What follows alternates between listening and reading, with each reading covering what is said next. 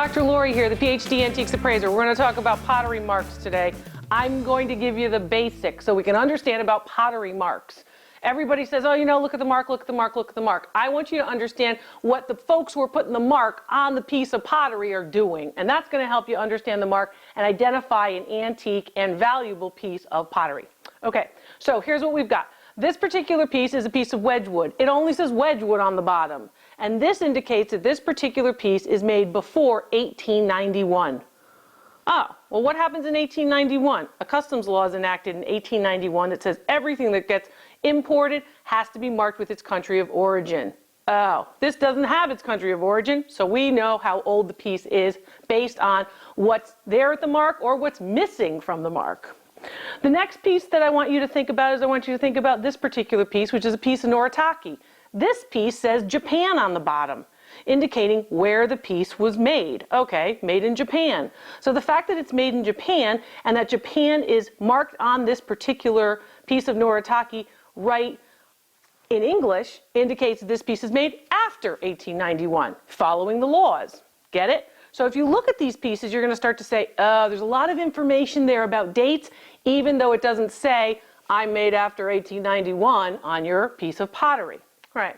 Then you're going to have American-made pieces, pieces like this piece of Blue Ridge pottery. The Blue Ridge people put all kinds of information on their particular pieces. It tells you that it's Southern Potteries, it tells you that it's Blue Ridge, it tells you it's made in the USA. It even gives you a mold or inventory type of number, the size of the mold, the shape of the mold. That can also be on some of these particular pieces.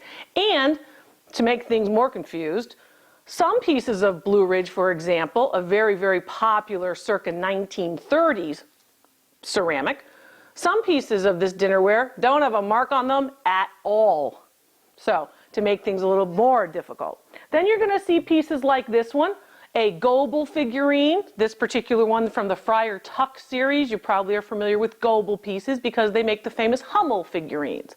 Well, this particular piece has the characteristic V&B Gobel mark, right, that says I was made in the German porcelain factory of Gobel, or make these earthenware ceramics. And then it says W Germany. So now you got to know a little history, guys. Now you've got to know that basically we start to mark pieces W Germany after West Germany and East Germany are, of course, split up. That idea where you're going to have, again, a post-World War II or a piece that's made after 1945 when we have East Germany and West Germany. So now you know that this particular piece is a W Germany piece. You know where it's made, but you also know when it's made just from the mark. Colors are the next point about marks. All different types of colors, all different types of marks.